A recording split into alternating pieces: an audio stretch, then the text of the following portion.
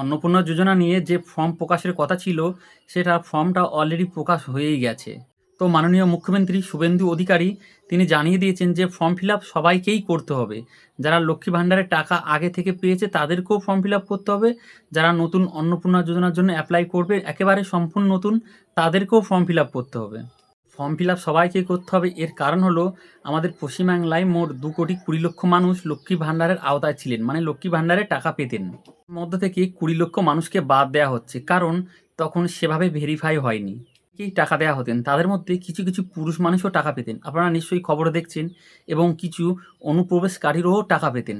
তো সেই কারণেই ভেরিফিকেশান এবং এই অন্নপূর্ণা ভাণ্ডারের ফর্ম ফিল আপ হবে নতুনকে, সবাইকেই করতে হবে। আজ থেকেই প্রসেসটা শুরু হবে, অনলাইন অফলাইন দুভাবেই করা যাবে। এখন থেকে প্রায় 3 মাস পর্যন্ত এই অন্নপূর্ণা যোজনার ফর্ম ফিল আপ চলবে, তাই কোনো হুড়োহুড়ি কিছু করার দরকার নেই।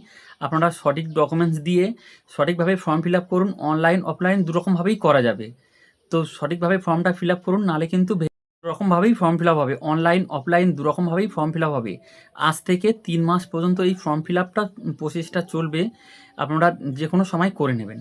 এবং যতদিন না এই ফর্ম ফিল আপের প্রসেসটা সম্পূর্ণ হচ্ছে ততদিন আপনারা যেমন লক্ষ্মী ভাণ্ডারের টাকা পেতেন তেমন লক্ষ্মী ভাণ্ডারের টাকাটা আপনারা পেতে থাকবেন।